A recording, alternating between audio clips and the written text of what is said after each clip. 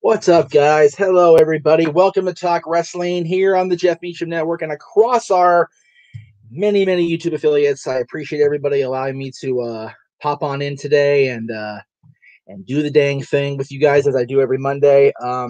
If you happen to join us a few minutes ago for the NWO presentation, I do appreciate that very much. And if you didn't, try again next week. It's going to be on the Twitter there over at NWO 25th.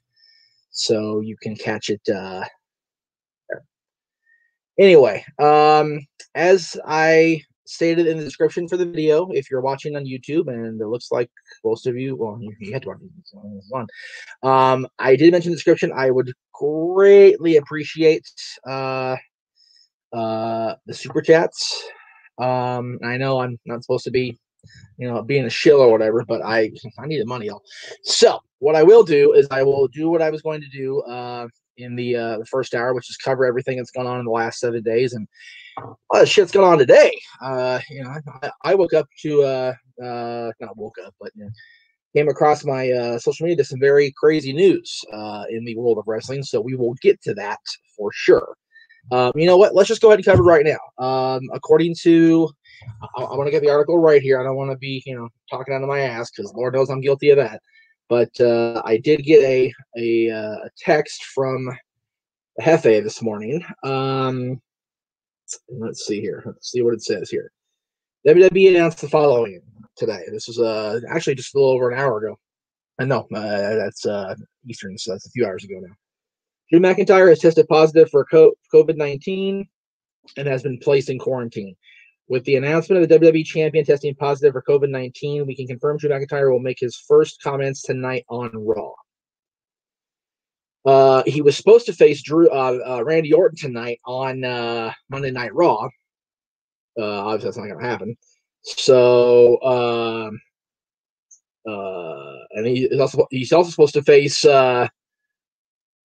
my buddy and yours, Goldberg, at the Royal Rumble for the championship. So obviously we don't know what's going to happen. I mean, we are now, as it sits here, less than 20 days from the start of the Royal Rumble pay-per-view on the WWE Network. So is Drew going to be out? I mean, the quarantine, I believe the quarantine time now, the mandatory quarantine time now is still 2 weeks. So will he be ready in time? Because we've got, less than 3 weeks until we're supposed to have a pay-per-view with the WWE Championship defended in a marquee match against a Hall of Famer. So, it's going to be interesting to see how this plays out. Apparently, Triple H is going to be on Raw tonight. That was announced a little while ago. See if I can find out here. What we got here. Coming out the news that Drew McIntyre tested positive, WWE announced that Triple H will be in the opening segment of tonight's Raw. There is a backstage rumor, for what it's worth, that Hunter will be wrestling on the show tonight. And it'll be his first match in the ring since he teamed up with Shinsuke Nakamura to defeat Robert Roode and Samoa Joe back in June of 2019. The thing is, Raw is up against Alabama and Ohio State tonight. And if you're a college football fan, like I quasi am, and like a lot of the guys that I host shows with are, it's going to be very interesting to see how it plays out, because they have to they're going up against a huge game, because Ohio State has been one of the best teams in recent years, and of course Alabama's always in that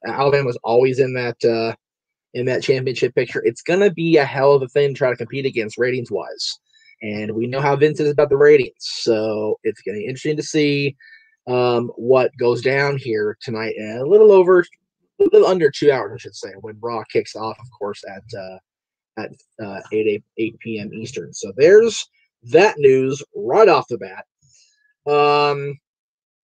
I did want to briefly mention the article that was posted about Sean Morley, the man formerly known as Val Venus, and his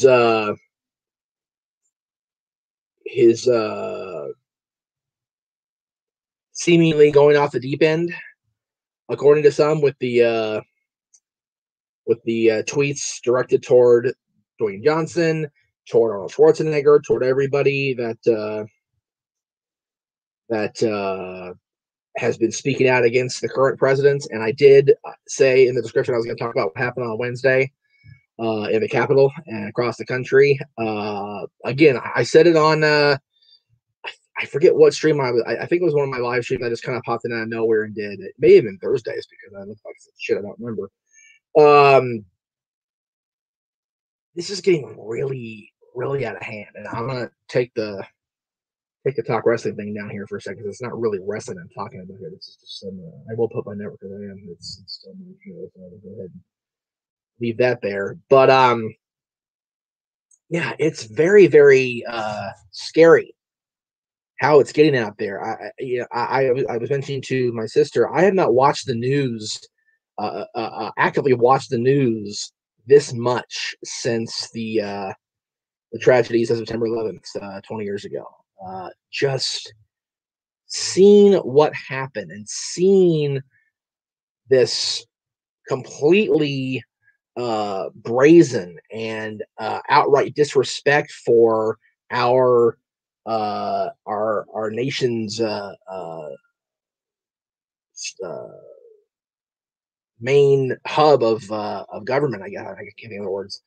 It was very, very disturbing to see, and it was even more disturbing to see people on either side of the fence, whether they were hardcore in support of these people attacking the Capitol, or they were so far removed from it in their head that they didn't give a shit. It's very, very sad that it takes something like this for us to go, this isn't right. So I'll just say that. And as far as Sean Morley, I liken Sean Morley's current attitude toward the heads of state to Damien Demento's attitude toward Rob Van Dam and myself and a few others all those years ago when he was just rambling and ranting and raving. Sean looks like he needs to get a little help, so I will do that. I do see your question, Psycho Jet Black, but as I did state, I will address questions. Ask me anything in the second hour. Number one, number two, guys, even $1. There we go. Thank you. See, Brendan's on the ball. I appreciate that, Brendan. Thank you very much. $3 super chat. Just wanted to say thank you for what you do, Brendan. Thank you for thanking me. I really appreciate that. It's awesome.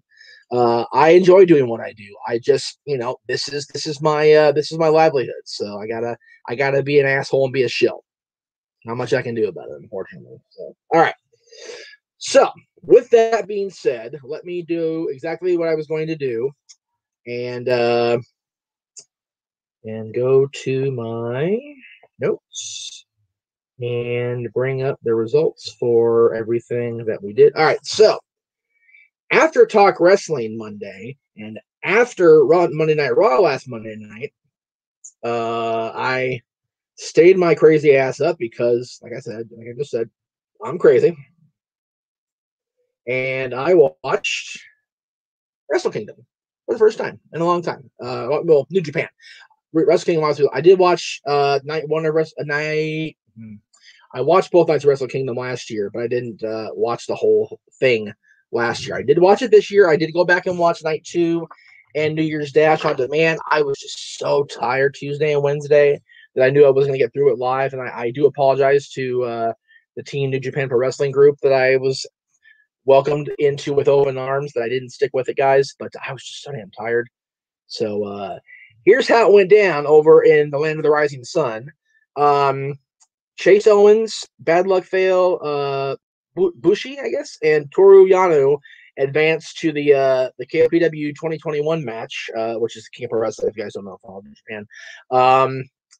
Yano went in as the defending champion, even though it's not really a title you defend, I guess. I honestly don't know how it all works. You have to talk to Noah and Cindy and Mark and everybody else that's on that team, because I'm still, like I said, still dip my toes in that proverbial water. So there you go. But cool concept, kind of a Royal Rumble type match. I enjoyed it. Yano didn't even get in the ring, and he was one of the final four because everybody else eliminated himself. I thought it was a pretty funny thing. And then he went on to win the thing the next night. So take that for what it's worth.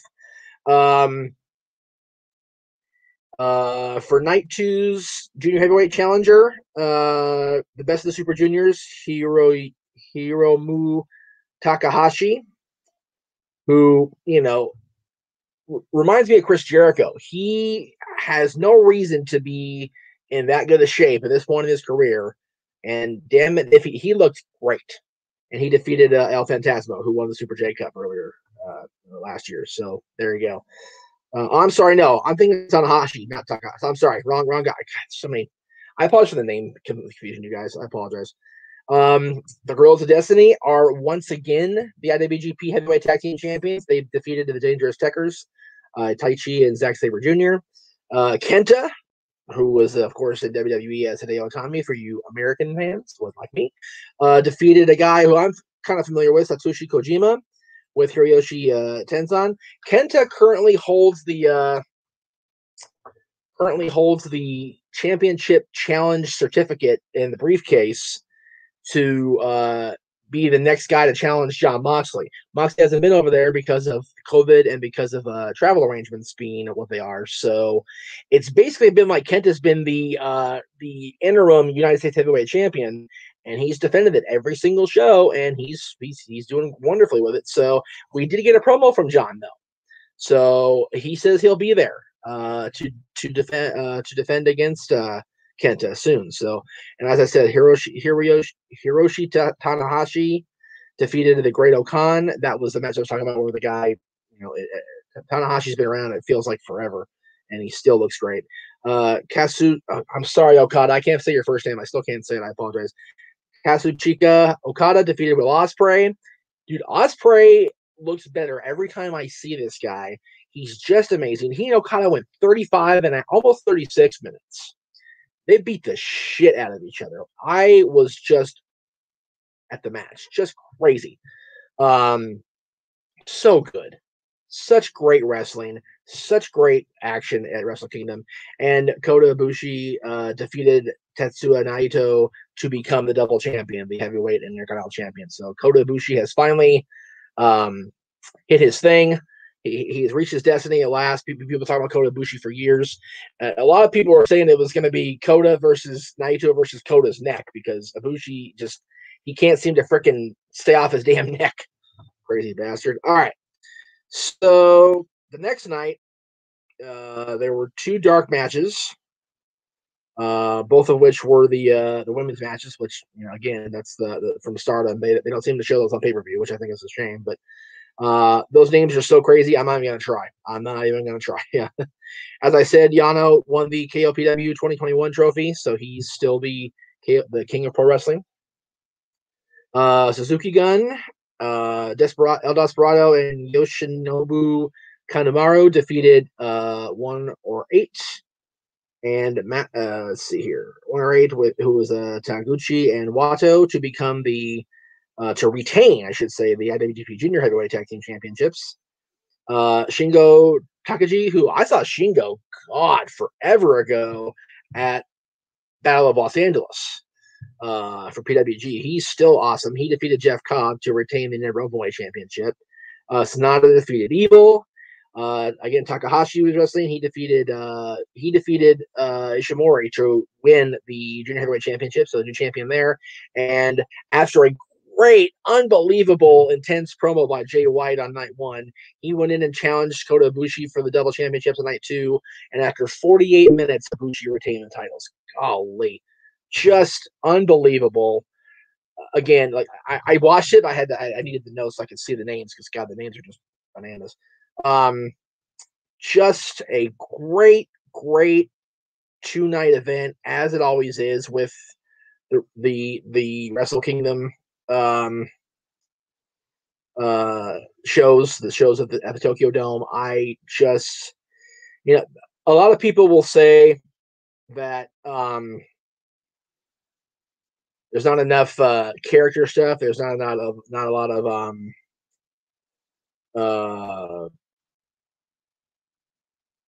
what do you call it?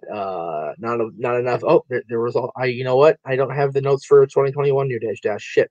I'm sorry. Well, I don't have those, so I just don't have it. Okay. Well, let me see what was next on my agenda. Oh yes. Aaron covered NXT and AEW, so I'm not going to get into that too much. I don't want to take away from his job, so I'll go ahead and talk about Genesis real quick, which was Saturday. And again, with Impact Wrestling, you just, these guys, they're chugging along. Impact Wrestling, they're still doing their thing. They're still staying strong and having great matches on their shows too. People don't see it because they don't watch. And I think that's that's a gross injustice. Impact's doing a wonderful job. Great presentation. They're not going to be what they were. You got to remember, all those guys that made Impact Wrestling the unbelievable alternative WWE that it was are now with WWE or AEW. So you have to just kind of go in there with an open mind and a fresh perspective when it comes to Impact. I can't encourage that enough. Watch them tomorrow night on Access TV, and then if you're inclined to order the pay-per-view on Saturday, it's going to be a good pay-per-view this coming Saturday. Hard to kill. Going to be good. Noah Foster, by the way, has a preview of that on his channel here coming up on Thursday. So check that out. Anyway, Genesis, it was the Super X Cup for most of the show. Ace Austin defeated Suicide. I'm pretty sure he's called Manic now, but I could be wrong. Oh wait, no, that wasn't. Anyway, Blake Christian defeated Casey Navarro. Cousin Jake defeated Davari, and Crazy Steve defeated Trey Lamar. That was the first round.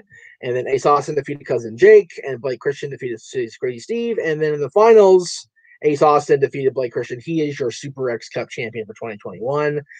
Jordan Grace defeated Jazz in what could very well be Jazz's last mainstream match. We'll see how that plays out. And Willie Mack technically defeated Moose in an I Quit match, but Moose was beating Willie's ass so bad that Rich Swann came out to defend his friend and basically said, you get your title shot, Moose. Just please let him go.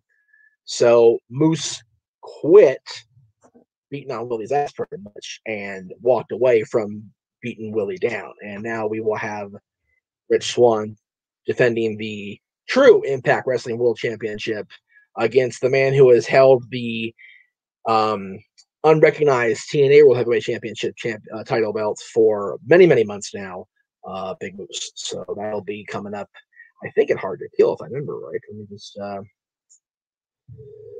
double check on that before I, because again, I kind of, yeah, I remember Saturday was crazy too, because sorry, hang on. There it is. Yeah. Okay,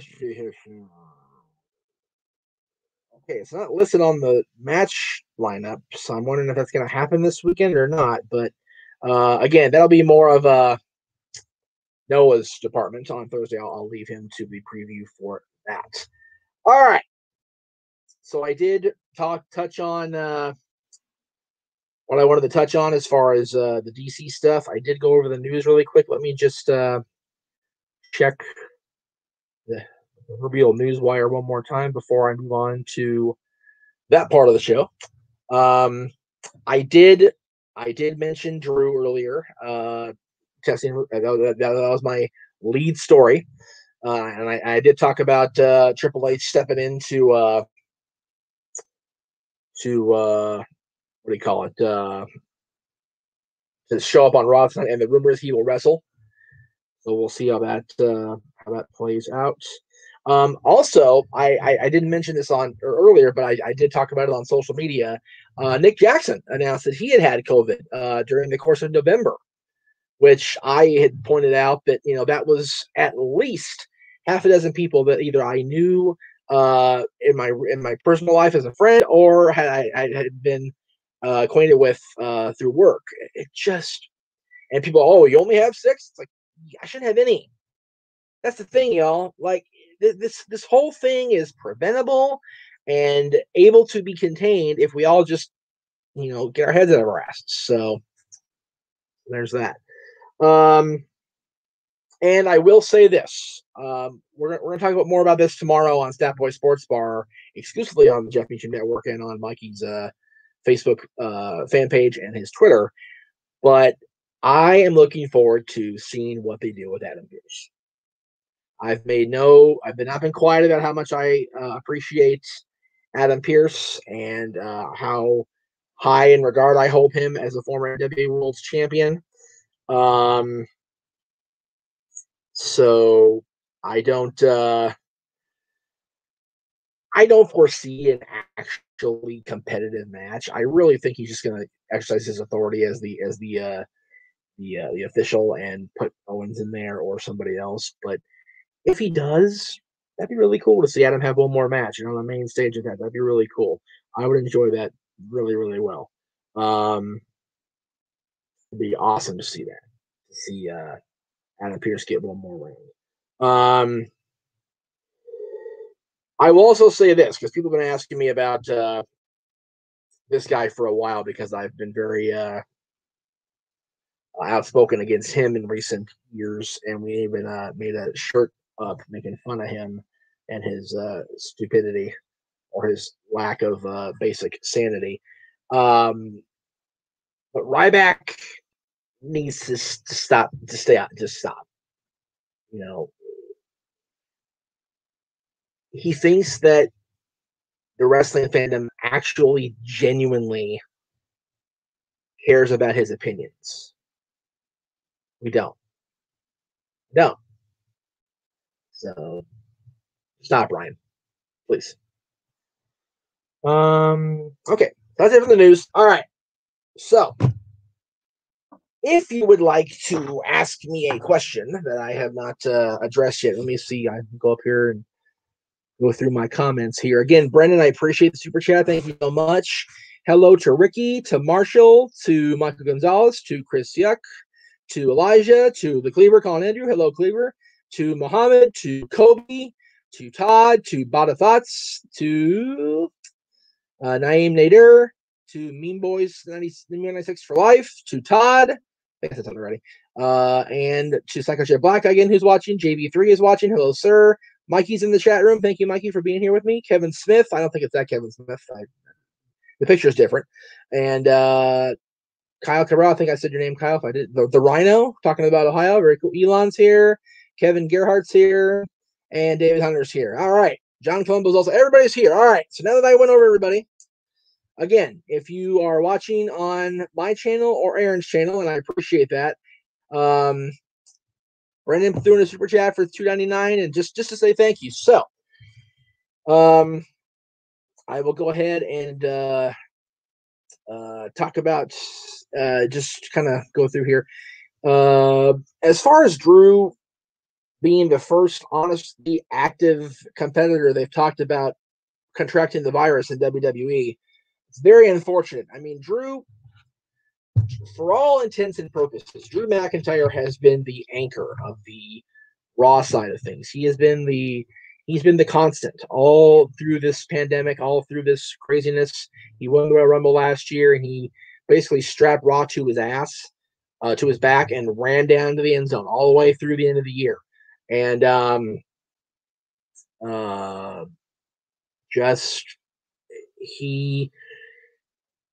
it's very unfortunate that if he does have to forfeit the championship because of this, that it will end like this. However, let me just be a dick for a moment. If him contracting the virus and having to forfeit the championship means that Goldberg won't get it, And that's the one positive side effect of that whole thing.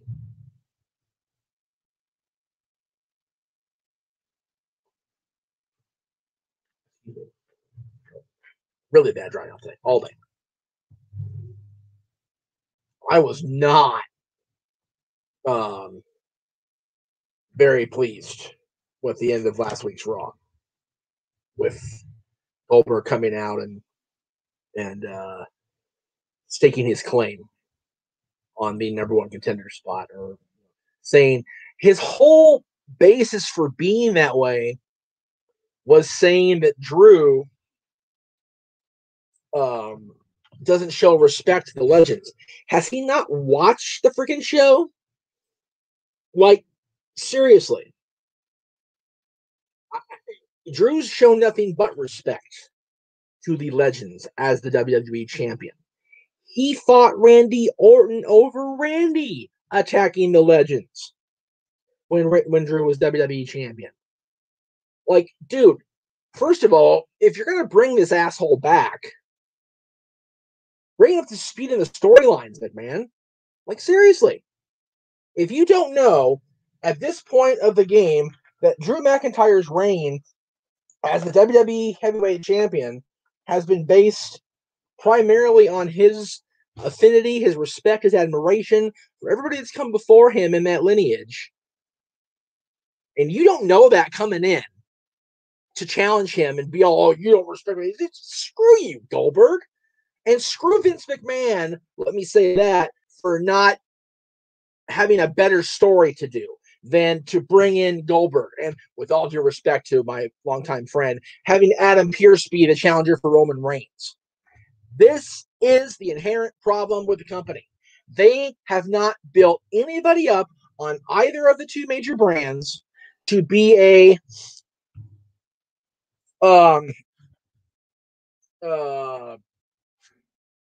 challenger for the championship. And, you know, I did hear the rumors, not just from the Psycho J Black, but I did hear the rumors that it was originally supposed to be Goldberg challenging Orton's respect for the legends. It was going to be Orton versus Goldberg, which I wouldn't mind that either. I wouldn't mind Randy Orton RKOing him friggin' head off. But again, I don't honestly see the need to bring Goldberg back in an active, competitive role. Let's just have his ass walk out there with Hulk and Nate and everybody else that was out there on that stage Monday night last week and be a legend and just be there. All right. And if he can't be involved without being active, then don't bring him back. It's really that simple. It really is that simple. So, one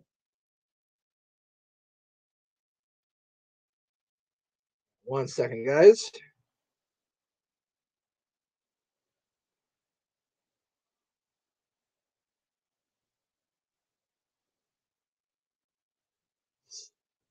Anyway, and I get maybe they're trying to counter program with Sting being on the other side, but Sting's not wrestling, and he shouldn't wrestle if they are going to have him do that. Bad idea on all fronts. And again, I have a huge problem with Goldberg anyway. I don't like him. He's got a bad attitude, and I just don't think he belongs there. So, excuse me one second.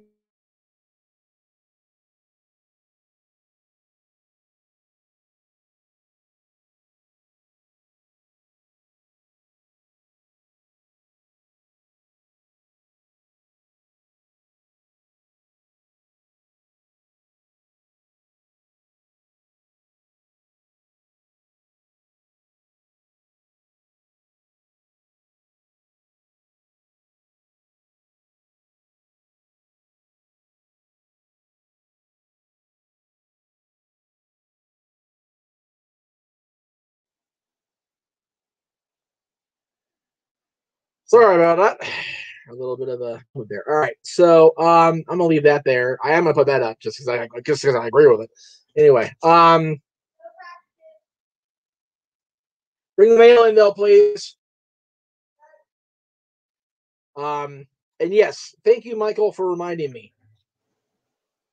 I am now a devout follower of viewer, I should say, of Talking Smack again. I wasn't going to when Renee left because that was Renee Young's show, right? Paul Heyman makes my Saturdays every weekend. His stuff on Saturday with Kayla and talking to Sonya Deville and the new tag team champions and to Apollo. His stuff with Apollo was just golden. Oh my goodness, was that good. He is awesome. Can't wait to see where they go with Paul more. It's going to be tremendous.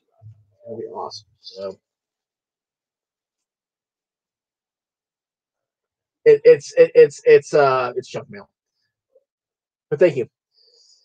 Paul's promo, not really promo, but his advice to Apollo Crews was just tremendous, and I praised that on Twitter, and I stand by it. See, that's the difference with. I know Paul's not an athlete. Let me just. I realize the distinction, right? Paul Heyman has been around for the better part of 40 years. I mean, he started in the early 80s, I believe, maybe mid 80s. Either way, for most of the last 80s, 90s, 10s, 0s, and 10s, for most of the last 4 decades, he has been a huge presence in the wrestling world, one way or the other. Yes, Ricky, I did see it. That's why I called Ryan out earlier for his bullshit. Because there is no better talker in a mouthpiece exclusively role, in my opinion, in my lifetime than Paul Heyman / Paulie Dangerously. Just crazy. Paul just and he gets better.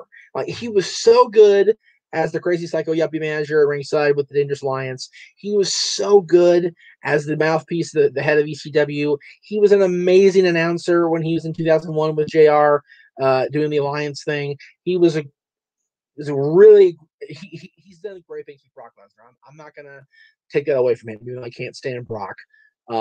Paul's been a tremendous mouthpiece for Brock, and Brock's never been great on the promos. So, he does that for Brock, and it's great. He's doing great things with Roman now. He's done great things with CM Punk. Even though Punk definitely does not need a mouthpiece, never did. Punk's been a tremendous promo his whole career. But Paul consistently has just been the greatest mouthpiece, advocate, counsel, manager, whatever you want to call it, in my lifetime. And that's, for me to say that over Bobby Heenan, I feel is interesting for me, because I would never have said that even 10 years ago. I don't think I would have said it. Paul is the best, and he definitely is going to be a Hall of Fame inductee before it's all said and done in WWE. And I do wonder, on the SmackDown side of things, if this whole thing with Pierce is nothing more than a way to reintroduce or bring back Brock Lesnar. Not that I would like it, but where does Paul stand there? Does he turn on Roman? Where does Roman go from there? Does he turn back? There's so many things that can happen here with Paul Heyman involved, and that's the thing. Paul is the straw that stirs the drink, and he has been his entire career. And I think he's grossly underrated in terms of overall presentation. People give him credit for his promos. People give him credit for his creativity in ECW, but he is, in this host's humble opinion, the best overall mouthpiece manager, whatever you want to call it, and creative mind of the last 40 years. Said it, and I mean it. Dwayne Atkinson with a $4.99 super chat. Thank you, Dwayne. I appreciate that. He did ask this question earlier, so I will go ahead and read the whole thing I wanted to have him say. Should WWE drop the women's tag team titles and bring in a secondary women's title like the women's IC? No. And that's not saying that I don't think the women deserve to have more things to compete for. That's me saying that there aren't enough women on the roster to have a quote-unquote world title division, a mid-card division, and a tag team division. And I think you and I can both agree, Dwayne, that Vince is having that faith in his women, to push for them, to have that happen. Right or wrong, I don't think he does. Should. He doesn't.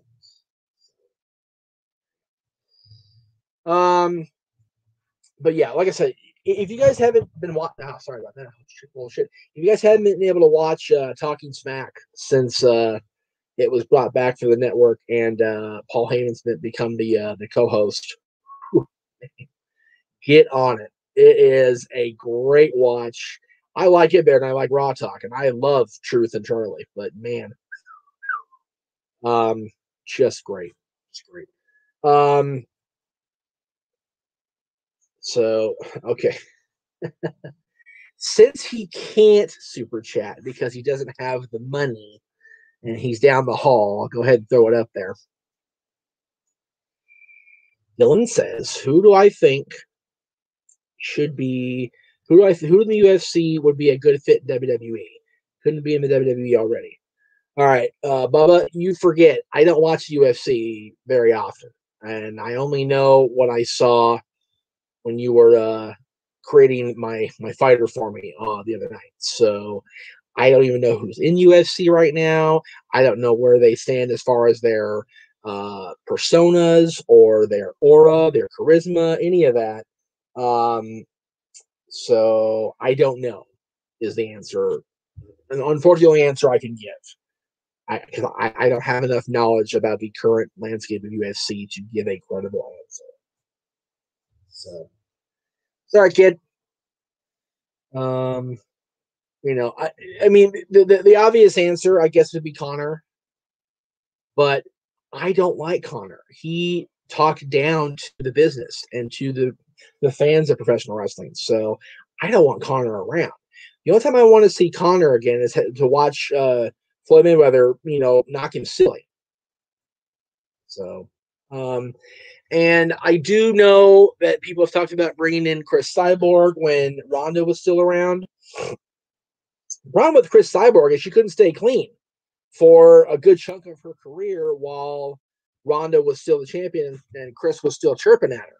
So, do you trust somebody that can't keep their shit together as far as being on the PEDs?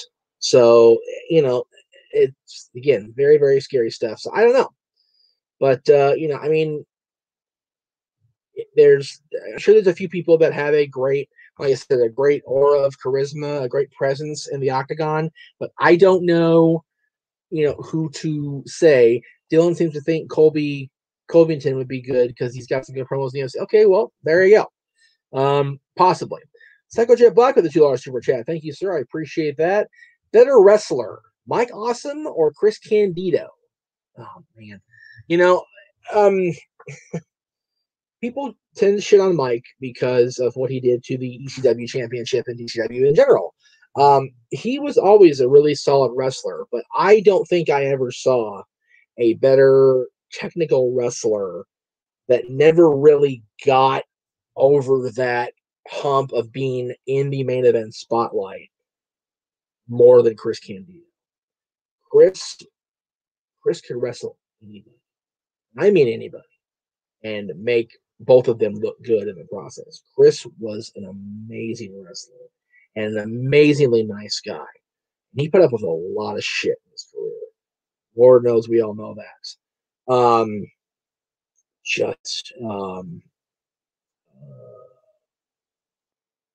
Great wrestler. So I will say Chris was the better of the two. All right, Dwayne. Let's see. You did super chat me earlier, so I'll go ahead and open this one up here. Best rivalry: Brett versus Shawn, Rick versus Dusty, Austin versus Triple H, and promos count. Okay, well, promo-wise, you got to go with Nate and the Dream, right? Those two guys are the best promos of their time. Brett and Shawn was more personal than it was on camera.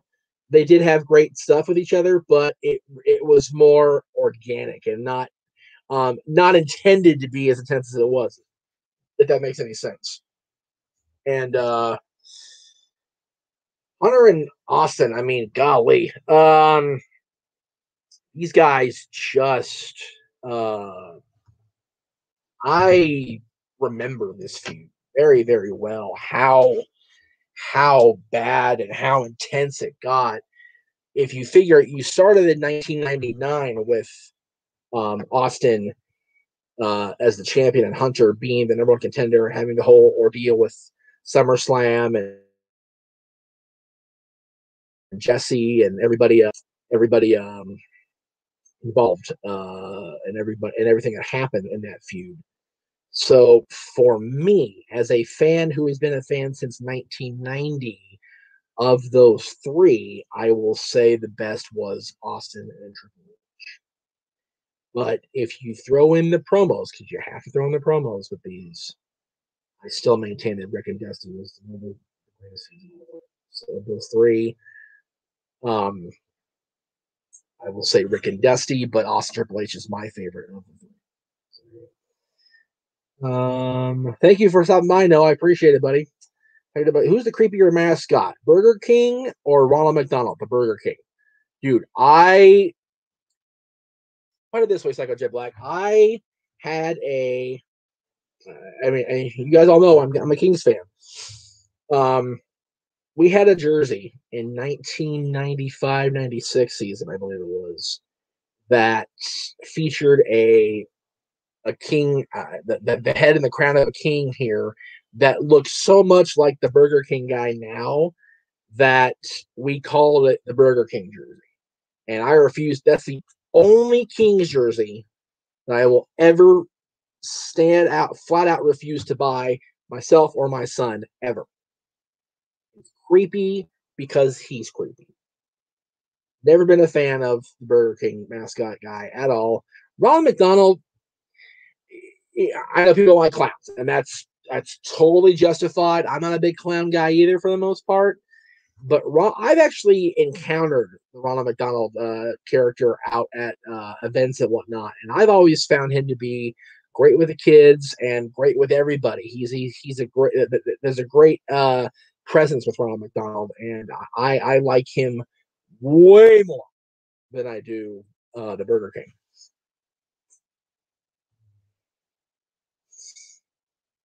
All right. Dwayne says, just an opinion. Was Jesse arm wrestling challenge for real? I don't even know. I haven't gone back that far and watched that stuff, so I don't know. I would guess it was a work considering it was in the WWF, but I don't know.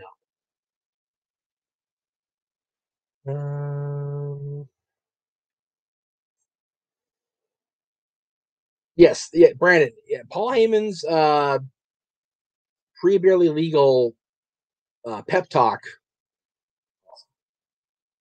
Paul's a master motivator. He always has been, and he can even motivate a crowd to, do what they do every single time. So, there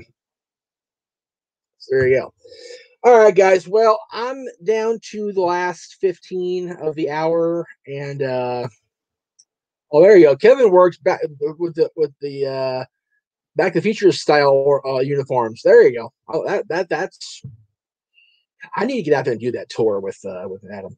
Anyway, all right. So let me go ahead and do the plugs real quick here while we wait for any more super chats come in, a la Aaron, because they always seem to come in when Aaron's doing the plugs on his show. So we'll see how things play out. Dylan, very simple, Bubba, and it's one I showed you. Sid Vicious at Sin. Just, oof. That was the ugliest thing I've ever seen. I mean, I showed you, kid. His leg was like, oh, God. Yeah, when Dak Prescott got injured earlier this season in football, I showed Dylan, no, this is bad, and he can't. We both cringed. It was ugly. All right.